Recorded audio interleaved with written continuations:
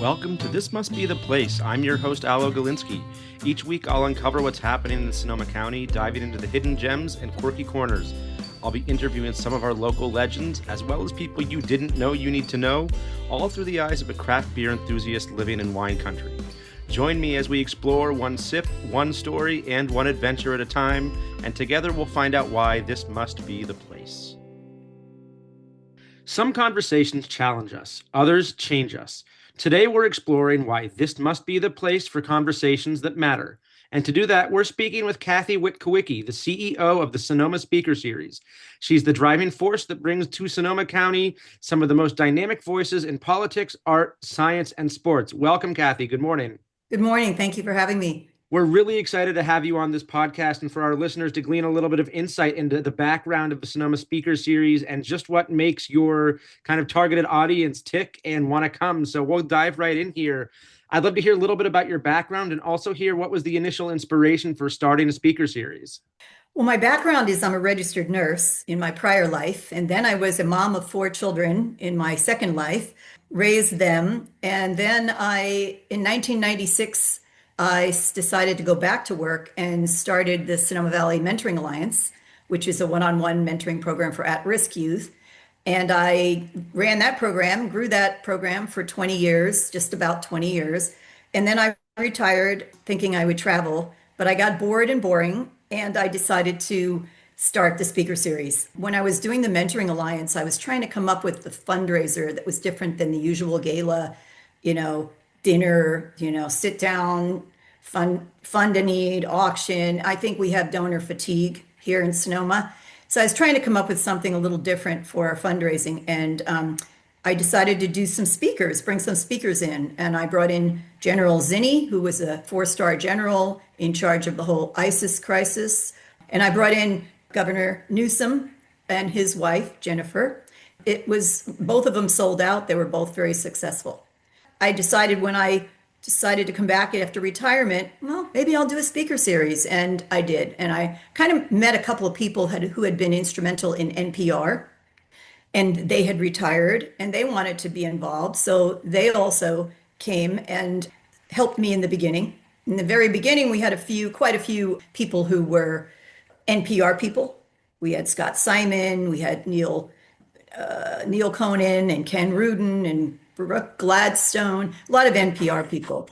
We started that way, very political, and then realized, you know what, there's more to life than politics when it comes to speakers. So we changed it up a bit.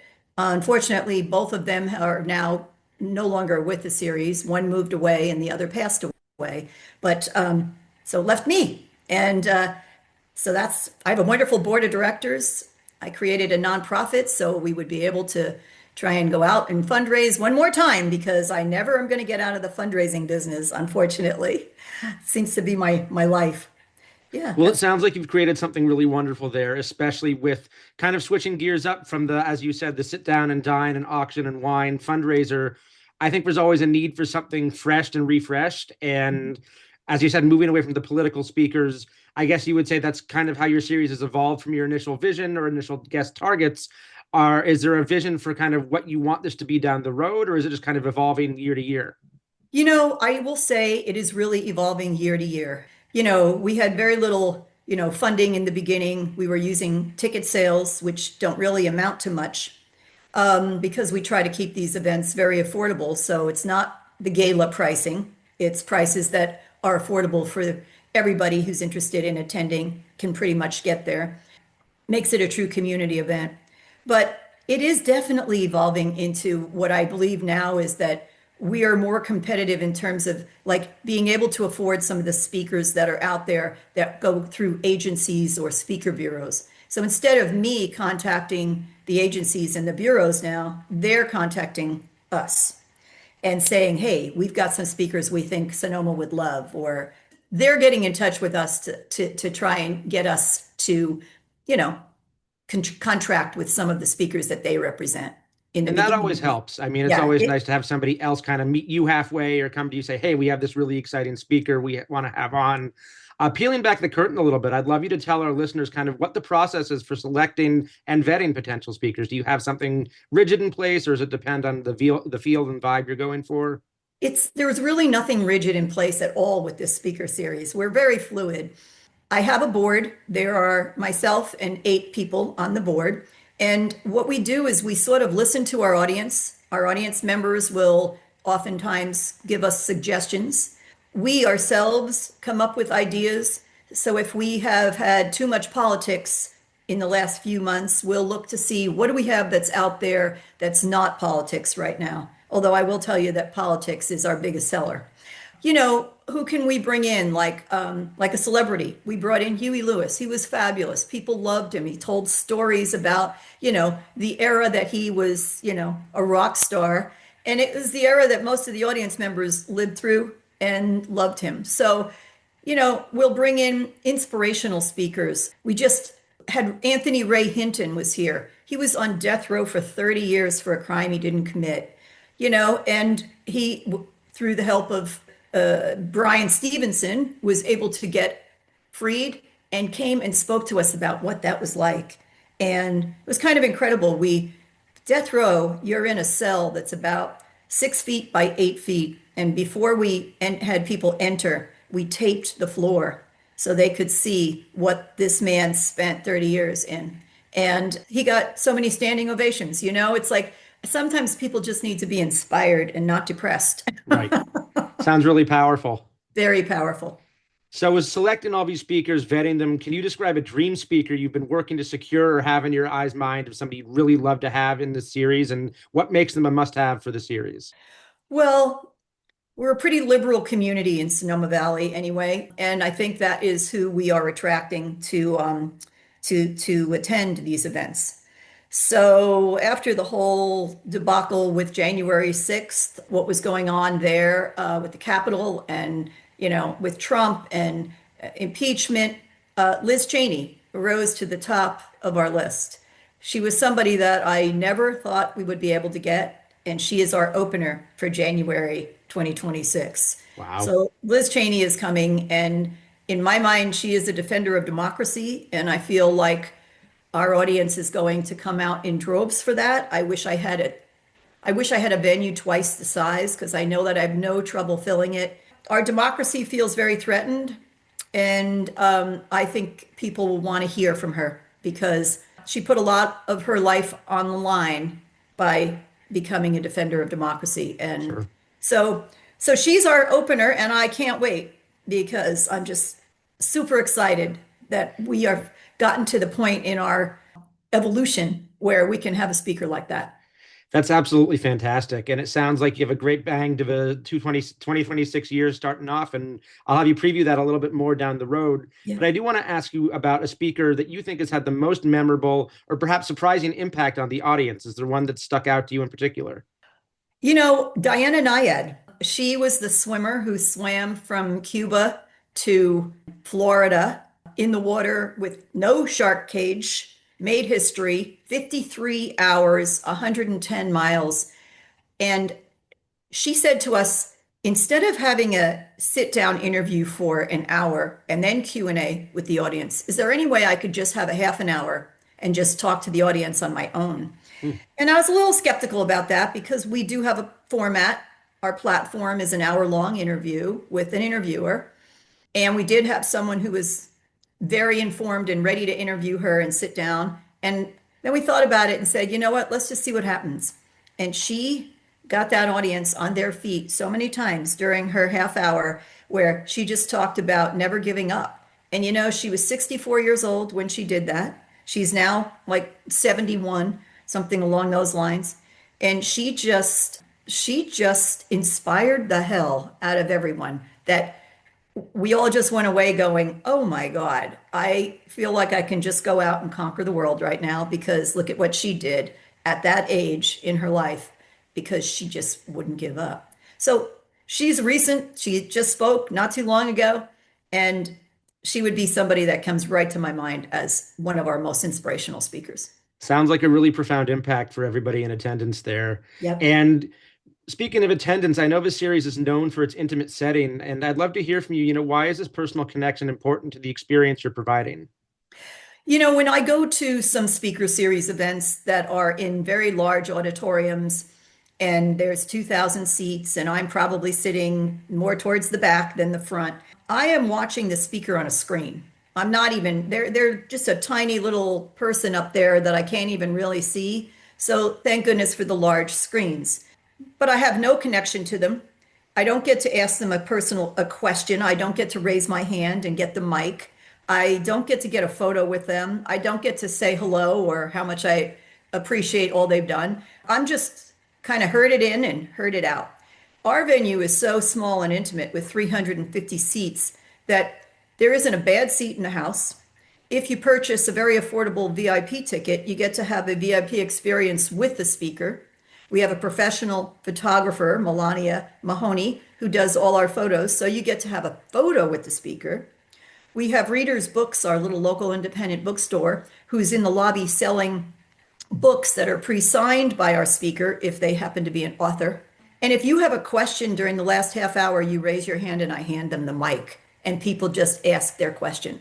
And it is so intimate and it's so personal, and people really walk away feeling like they have met this person instead of just seeing them on a screen, which in my mind, I may as well have stayed home and Zoomed it. So, beyond hosting these events, what do you see as the series' greater purpose in the community? I think we have a very big purpose in the community because I don't think there is a lot of opportunity for community dialogue in Sonoma. Certainly, we have speakers that come occasionally to places, but this this speaker series is really giving people an opportunity to understand issues like gun violence, like immigration, like education, race, politics, religion. I mean, we are looking at speakers who inform us and provoke us as we confront questions about our own viability, our own sustainable community, and what does that mean for us going forward. So I feel like we're just really inspiring people to come out and to engage in meaningful conversations and very important dialogue. And we bring in these thought leaders who have a lot to say, and have an audience who is ready to listen. And That's maybe really they walk great. away with a completely different viewpoint than when they walked in. And And that's what that's that's one of the big goals of this, I'm sure, is to give people a different way to view things and view people's past experiences and really take something away from just attending. absolutely. People leave. If it's been an inspirational speaker, they walk out. I stand by the door as they leave to thank them for coming. And a lot of people will just have their hand on their heart and they'll be like, oh my God, that was amazing. And other people will just say, I just learned so much tonight. I can't believe it. I changed my mind about the way I came in and what I thought I knew. And now I know much more. So it's educational as well. I call it edutainment. It's education and entertainment all bundled up into one evening. And I think that's what people are looking for. People don't want to come and just be informed, and people sometimes don't want to just be entertained. It's nice to have a mix of both if you're going out, and especially, choosing to spend your dollars for an evening, because I think people are being very more particular in the last few years of how they're spending their money for evenings out and kind of extracurriculars as it may be. So we've talked a lot about the makeup of these series and the impact on the community. I know that there's one coming up in just a few weeks here. You have Michael McFaul on October 13th. Will be in conversation. I'd love you to tell us a little bit about that event and why he's the perfect guest for right now. I think with the present day politics, the war with Ukraine, hot and centered. Everyone's looking at Putin and Russia and what is going on with Trump and Putin and with China. He was the former U.S. ambassador to Russia. He worked directly with Putin at the time that he was there. He is not very well loved by Putin.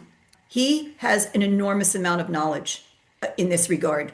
If you turn on the TV right now, just about any news station, you're going to see Michael McFaul being interviewed about this very situation that we're in right now with, Russia and the Trump Putin connection, and of course, Zelensky. So he's got a new book, McFaul. It's not supposed to be released until October the 28th. But working with Readers Books and working with Michael McFaul, we have been able to get an early release of his book, which I am so excited about. And the book is called Autocrats versus Democrats: China, Russia, America, and the New Global Disorder. And so we're going to be able to sell that book signed by Michael McFaul to our audience members who happen to be in attendance that evening. And I just think he is going to just inform us like what's really going on, because he is a behind the scenes informant. And so he knows a lot more than anyone in that audience knows. And I'm excited for it. And obviously, it's almost sold out already, and tickets just went on sale Monday. Oh, wow. Well, I think yeah. It's funny, the tickets to because we're so limited in our number of seats we have, and we have a very large mailing list, people are very well trained now. When those tickets go on sale at 8 a.m., I look at my computer and it is just ticket sales, ticket sales, ticket sales coming in right and left, because people don't want to miss out. Some of our events have sold out in 4 hours. Steve Kerr sold out in I can only 58 minutes. imagine. 58 minutes. 58 So minutes. Is that a record? that was a record. Yes. I thought my computer was blowing up. But, again, we've just been able to attract some incredible people. And I'm not really sure. I looked at the list because I knew we were going to be talking today. And I just went into my past speakers list because I was like, let me just see some of the folks that have been here that I'm kind of like blown away now that I look back at it. Because at the time, you just sort of are moving on to the next speaker. Every time you finish with one, you're moving on to the next one, and you don't really take in perhaps some of the amazing people that have been here and, graced our stage, like, James Clapper. He was the U.S. Director of National Intelligence for the United States under Obama. Daniel Ellsberg released the Pentagon Papers. Sunita Williams, she was an astronaut who was in space for 9 months. She was supposed to be there for 6 or 7 days, made history up there. Jackie Spear was our representative who was, in Jonestown, our congresswoman. She was shot 5 times and left for dead on the tarmac for 22 hours. I mean, some incredible stories. Carl Bernstein, All the President's Men. Robert Redford just passed away yesterday, and Dustin Hoffman played Carl Bernstein in All the President's Men. Fred Warner, great, defensive linebacker for the 49ers. He was so heartfelt, and every woman in the room wanted to take him home. Some amazing J.C. Dugard, she was kidnapped for 20 something years and held captive. And she took the stage and talked about her experience. David Brooks, Willie Brown, just pretty cool people. So sometimes I feel like I need to pinch myself and just take a moment and take in some of the amazing, amazing people that we're bringing to Sonoma Valley, and we'll continue to bring more and more amazing people. Well, that's a real wall of fame you just rattled off there, Kathy. It sounds like you've had a lot of amazing people come in and reasons to attend. And speaking to our listeners out there, I think Kathy gave us all a call to action with only a few remaining tickets left for the Michael McFaul series. Get out there and consider booking. And if you haven't been to one of these speaker series before, maybe you have and you're not quite sure why to attend, Kathy, I want to ask of you, why should people attend this event with those few remaining tickets out there? Maybe they don't know Michael's work or don't even agree with his point of view. Why is it important for the community at large to attend events like these? To open their mind, expand their knowledge, and hear from somebody who's really in the know about something that we think we understand, because whatever news channel we're watching, that's the news that we're getting. And I think Michael McFaul is so entrenched in what's going on that's why he's called upon so often to speak. And that's why his book is going to be another bestseller, because he's been over there, he knows the players, and, he's just incredibly informed. And that's what we hope with every speaker that we bring, is that they are incredibly informed and they pass their knowledge on to those of us that are ready to listen. Well, if you're looking for something to get out and do on October 13th, it sounds like there's only a few select tickets left for Michael McFaul. So, to our listeners, get out there. I know we'll be posting the link to Sonoma Speakers in our podcast notes. So, get out there, consider booking a ticket for this. And, Kathy, as we wrap up here, I'd love you to give us a little preview of speakers for 2026. You mentioned Liz Cheney, and I want to hear who else you might have in store coming down the road. Well, we have 5 speakers already scheduled for 2026, and I'm working on 2 to 3 more. Presently, I mentioned Liz Cheney, January 12th. I have Liz Murray coming. She is also an inspirational human being. Her movie, From Homeless to Harvard, is her story. She's coming on March 23rd. I have Janet Napolitano coming. She was the first woman who was in charge of Homeland Security for the United States. She was also the head of all the UC systems for the last many years. She's coming June 15th. I have Van Jones from CNN. He is coming. He is an incredible political analyst, and he'll be here right before midterm elections. And I have Evan Thomas, who is a best-selling author. He wrote an amazing book on Sandra Day O'Connor, and he's coming in December 7th.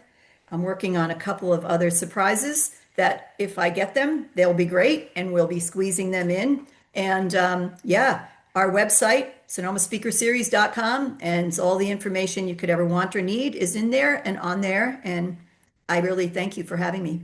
Of course. Thank you so much, Kathy. This has been really enlightening, invigorating, and I hope to make a Sonoma Speaker Series event of my own in the distant and not too distant future. Excuse me. Thank you so much for being here, and we'll connect again soon. I hope so. Thank you so much, Alan. Take care.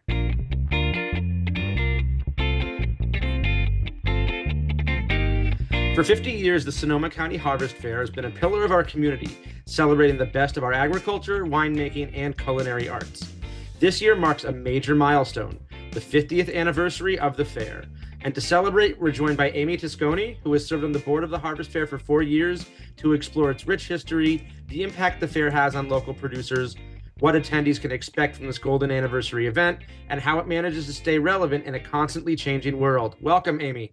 Hi, thank you for having me. We're really excited to dig into all things Harvest Fair, which is just about a week away now. And I'd love to start off just kind of talking about some of the history. It's been a staple in Sonoma County since 1975. And I'd love you to tell us about, the history of the fair and everything leading up to now. It has. So it's kind of an interesting story. The fair has evolved a lot over the years. Again, 50 years is a very long time, especially in the world of local events, to have an event that continues for that long and continues to be successful and draw in great crowds. So it was started in 1975 by a local agriculture teacher who everybody refers to as Mr. Jameson. I had to dig around to find his first name, and then when I did it, they told me it was JR. So Mr. Jameson, who was also involved with the Sonoma County Fair and working with the livestock and with kids, and he was a really inspiring teacher to a lot of the older people who are in ag here today, who remember him fondly. But he had been to harvest and ag fairs at other places in the state and had seen how robust and popular they were, and wondered why Sonoma County didn't have one, because at that time Sonoma County had much more than just grapes. It was still pretty lucrative to have apples and pumpkins and all kinds of other produce. So he wanted to have this great harvest fair that was all about all these different types of produce in Sonoma County. So he launched the Harvest Fair in 1975 with friends of his and other people in the community. They started with all kinds of different products. So there was olive oil, and there was cheeses, dairy, and pumpkins and apples, and of course wine. Wine was always a part of it, but this was all and it was all competition based. So it was like the largest pumpkin contest, and you'd all weigh your pumpkins, and the best apples, and there would be actual judges for all of these different categories to taste different food products and put them forth. A lot of that remains today. We don't quite have the same level of ag products because Sonoma County has changed a lot.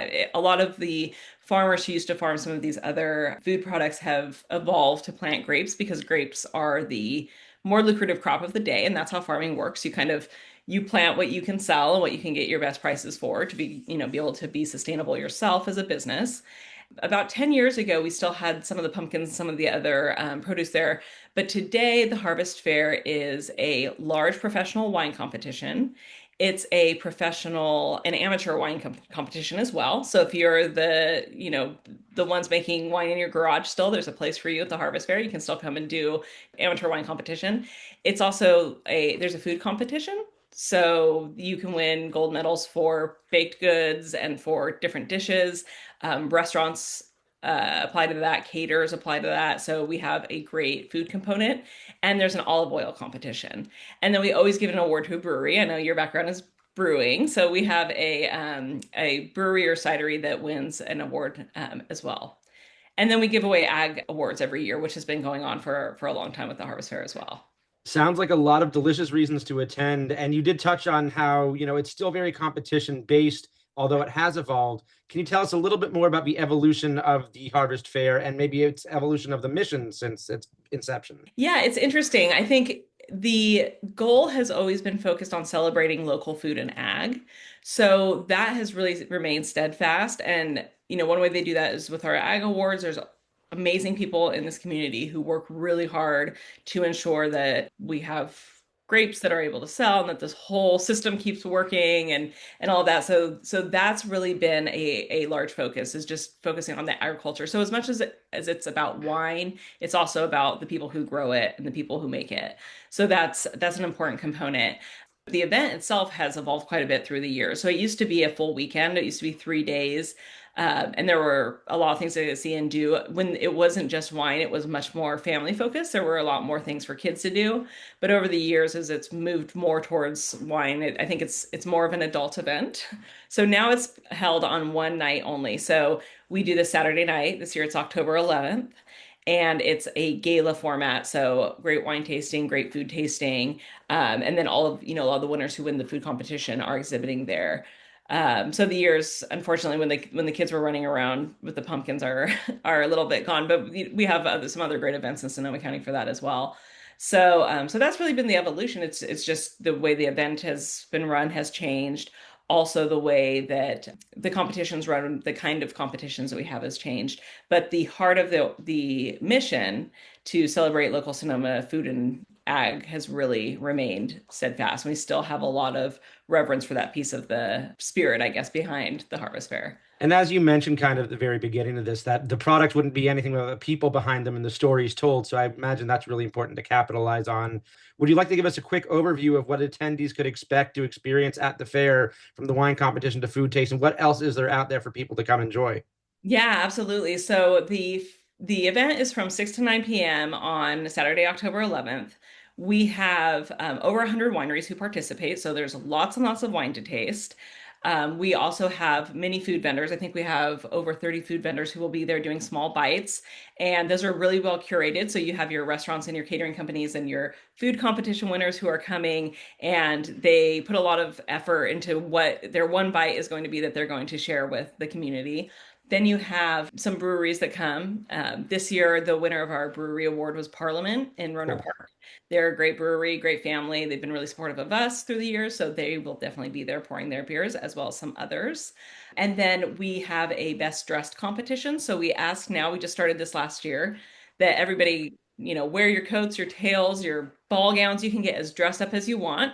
Yes, it's the fairgrounds, but still a fun event to get dressed up and come down. And then we do a giveaway. We're working out what the grand prize will be for the best dress competition. Last year, it was a trip to Mexico. Oh, So wow. it's a big prize. We have some really spectacular prizes. And then what I think is the most exciting part of the whole Harvest Fair, I love the announcement of the sweepstakes winners. So of the full wine competition, of which I was just saying, we had, I think, 910 wines that were submitted. We have a panel of professional wine judges who have been judging those wines over the last 2 days. This morning, I just got back from the fairgrounds myself. This morning, they were doing the final sweepstakes competition. So there's a winner, like an above all winner for red wine, one for white wine, and one for specialty wine. So that's a sparkling or a rosé or a dessert wine. And those are announced live at the competition. So what happens is somebody gets on stage and announces the winners of the sweepstakes, and then everybody runs to those tables and like mobs them to taste this wonderful wine that won the sweepstakes. So that's really fun. And the most fun part of it is the wineries don't know that they have won. So they're learning along with the guests that they've won this really exciting award. And this award, it's a big deal. Like you'll sell a lot of wine and that sort of thing. But honestly, it's like huge bragging rights in Sonoma County to say that you've won this one year. And this part of the competition's been going on since I think it started in 1979 when they started doing the sweepstakes piece. So we have a long history of wineries winning the sweepstakes awards. And you'll, to this day, like wineries that won like the 80s will tell you about it. Like, oh, we won the sweepstakes back in the 80s and we're still trying to get another one and that sort of thing. So So it's got some prestige there. yes, and I love that piece of I just love waiting to find out about the winner for the sweepstakes and watching everybody get excited about that. Well, before we touch a little bit more on the awards and the whole process of the wine competition, I'd love to hear a little bit about, who this year's judges are and, when the judging process for the wine and food competitions, what do these judges look for when they're evaluating everything? Yeah, it's really amazing. I have myself never judged a wine competition. I think I have a pretty good palate after, a decade and a half being in the wine business, but I was watching them yesterday and I'm not sure I can do what they do because these are professional wine writers or sommeliers. Some of them work at wineries or they're winemakers. A lot of them have been judging the wine competition for a long time. They're good friends, but they come all day. The main judging day was yesterday, and they tasted over 100 wines. So basically, they're in different groups. They have different panels, and they get round after round of these wines that they go through and taste throughout the day. So they go slow, they take their time. I went to dinner with all of them last night. We always do a Harvest Fair judges dinner, and they were all still on their feet. So these are professionals. They know how to taste through 100 wines and still be ready to go to a nice dinner. So they do a really great job ranking the wines and giving them different medals. So we have gold medals, double gold medals, silver medals, and then best of class. So each category of wines can get, the best of that round that they tasted. And then those are the wines that are eligible for the sweepstakes. But they do that all in one day. And then they came back this morning to specifically judge the sweepstakes wines. So all of the wines that they voted as the best in class were in front of them for those sweepstakes winners. And all of that is like under lock and seal. I have no idea who won. They have no idea who won. It was very fun. They were being taunted at the end. They're all trying to figure out who the winner was. Like, which wine did you choose? Which wine did you choose? And, we were saying speculate all you want, but you won't know until we decide to reveal it. But they're great. They're so dedicated to these judges are so dedicated to this event. They love it. We had a judge who sadly slipped in the cellar and had a wrist injury that looked really painful. And she was like, I said, "Thank you so much for showing up." Still, and she's like, "Oh, I wouldn't miss judging. I had to come to it for judging." So it's an important thing for a lot of them. They really have a great time doing it, and we're glad to have them.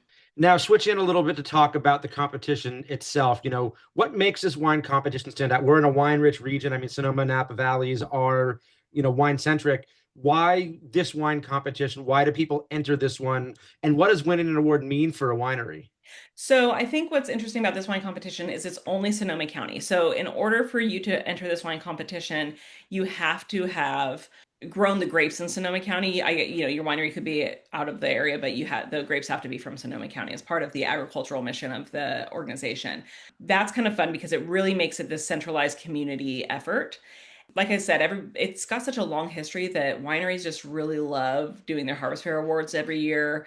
We have some great support from local retailers. So Oliver's and Bottle Barn are good examples of retailers who have always gotten very involved. Actually, the wine buyers for both of those markets, as well as Andy's Market, are also judges. So they're really supportive of this fair.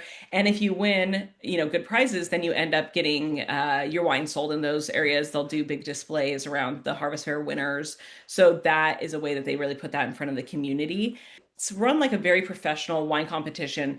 We have Deborah Del Fiorino, who does a lot of other large wine competitions throughout the state. And they are, I mean, the way you have to do this if you're judging that many wines, it has to be very, very well organized, very well set up. And so they can't have any issues with anything. So it's run the way any very professional wine competition is run, but it's also central to our community. And I think that's really the difference. The wineries here in Sonoma County love that they're being judged against each other. It's all in good fun. It's always during harvest. Everybody's kind of ribbing each other, like, what did you win? What did you win? Who's the best in this category? There's like a friendly competition with your neighbors that goes on that I think is really fun and really present at the event too. You can kind of see everybody like looking at each other's medals and eyeballing, we're all competing to make ourselves better. So I think that's kind of the charm of the harvest fair that doesn't exist in every wine competition. Yeah, that's really cool. I mean, also just the camaraderie and a little bit of the boastful playfulness that goes along with winning a medal and being able to showcase your product is fascinating and also fun for everybody to see how it all comes together.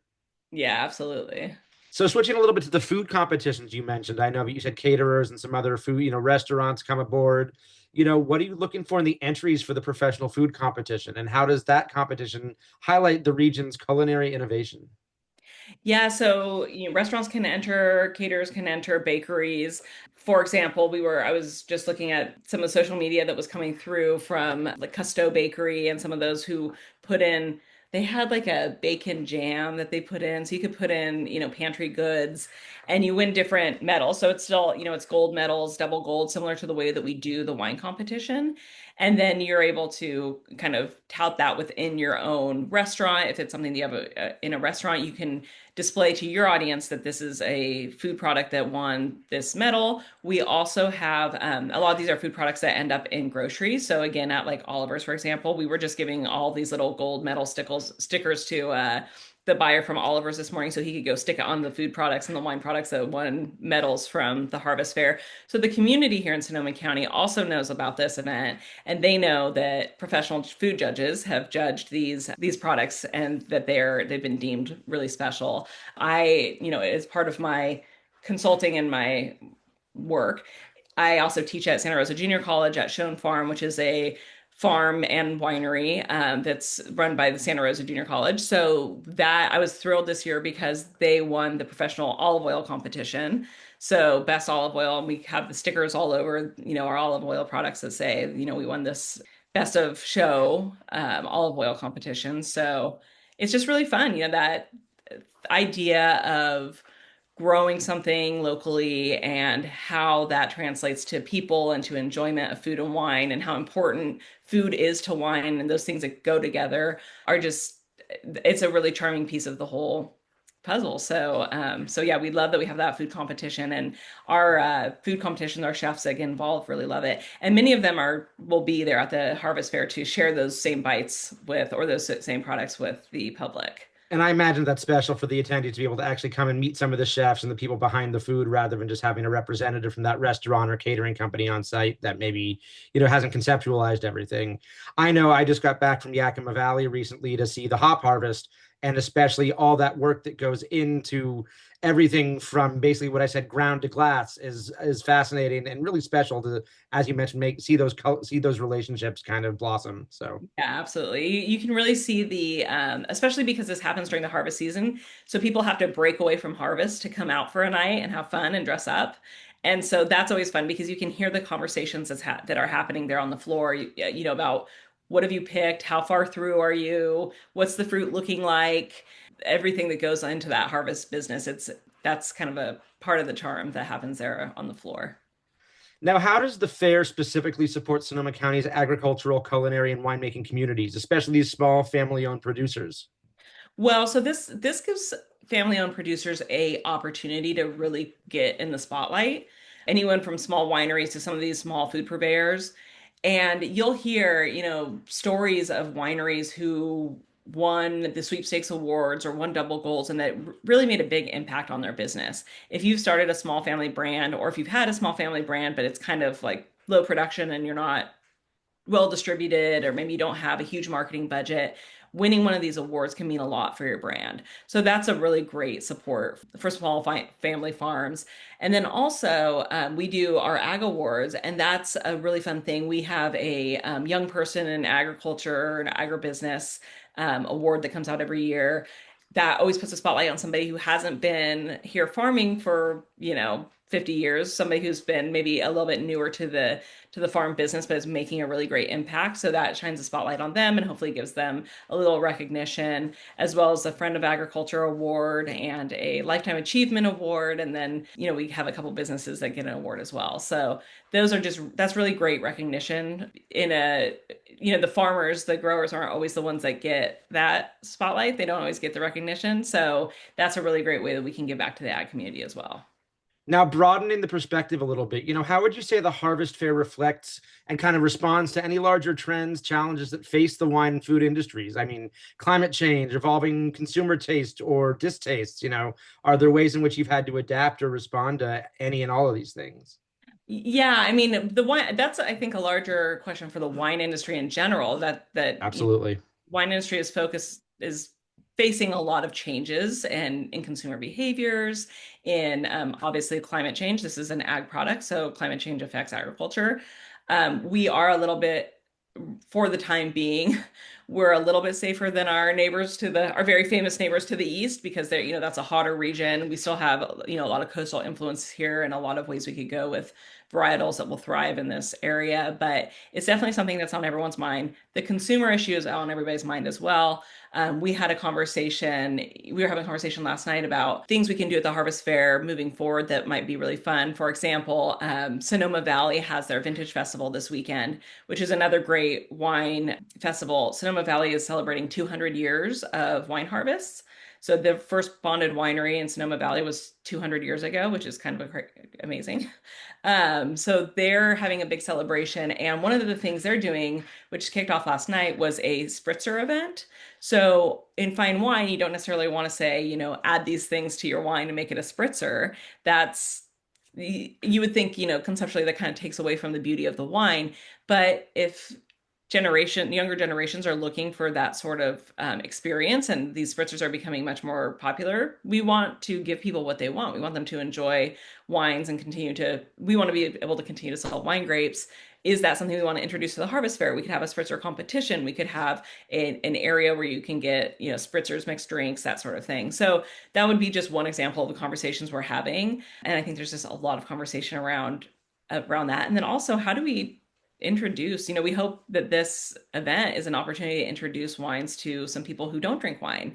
If you can come and have the opportunity to taste at 100 different wineries and see that, meet people that are behind these wines, maybe that gives you a different type of experience than having to go out yourself and explore by finding a winery that you want to go to, and then, maybe picking the experience that's best for you, spending money to be there.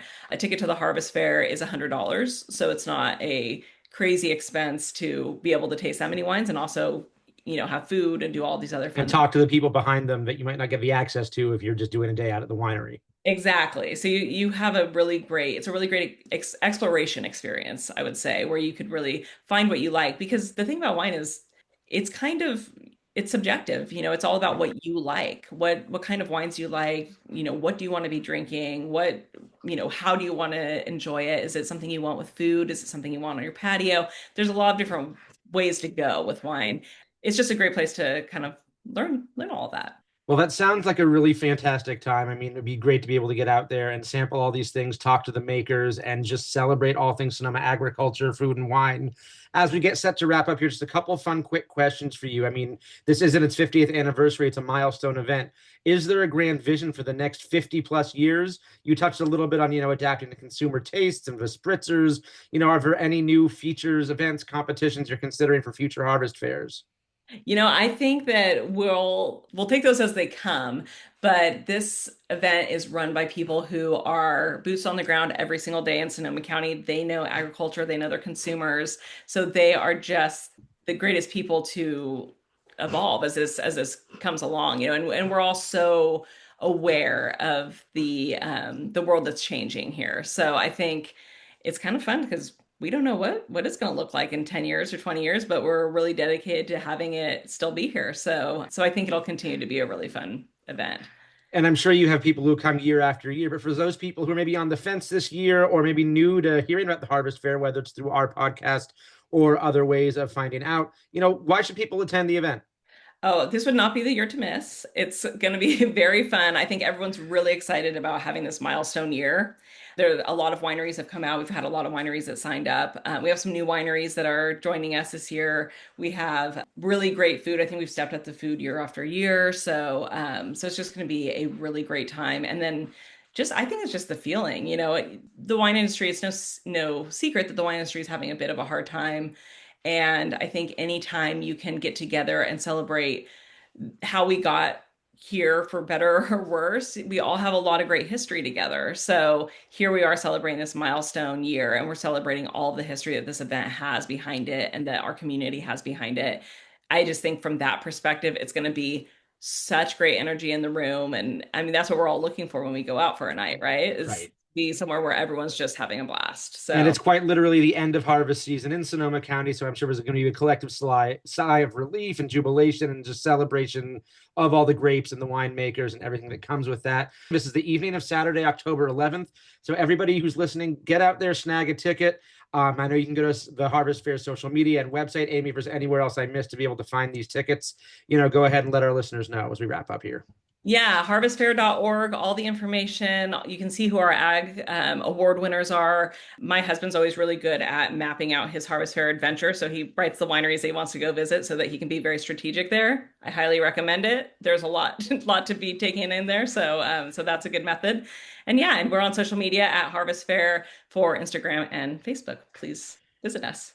Well, thank you so much, Amy. This has been a really awesome conversation to have with you, learning so much about the Harvest Fair. And I really hope everybody considers going out, grabbing a ticket, and celebrating all things Sonoma County agriculture in Santa Rosa in just about a week. Thank you, Ella. We really appreciate it. Take care. You too. Bye. The interviews are done, which means I think it's time to crack one open. Interviews make me thirsty, and I want you thirsting for knowledge about some great beer, both local and not so local. Each week, I'll introduce you to a beer I find discussion-worthy and explain the nuances of what makes it fantastic in my eyes and why you should give it a try. And just to keep it on point, I'll even try to make sure the beer reflects the vibe or theme of the episode. We've just finished talking about all things Harvest Fair, and I learned that every year they recognize a local brewery, cidery, or spirit distillery for their excellence. This year's winner, who will be on hand to pour at the Harvest Fair, is Parliament Brewing out of Rohnert Park. Parliament is a family-owned, community-focused taproom who just celebrated 6 years in business a few weeks ago. They make killer IPAs, sours, and more, and love to be a hub for local food trucks. They even partnered with Wine Country Zoological Society to bring real owls and some education to their celebration. Talk about a hoot. I just cracked open one of their signature beers, Kaleidoscope Hazy IPA. Hazy IPAs are known for their hops that are reminiscent of stone fruit and tropical flavors and aromas, and this banger of a beer is no different. Kaleidoscope has aromas of papaya and pineapple with a slight grassiness to help round things out and provide balance. It's got a soft mouthfeel, and at just under 7% alcohol by volume, might be a beer I can only enjoy one of, but I am savoring every sip. Head on over to Parliament Brewing on Labeth Avenue to snag some Kaleidoscope on draft or to go, and see what other great styles they have on offer.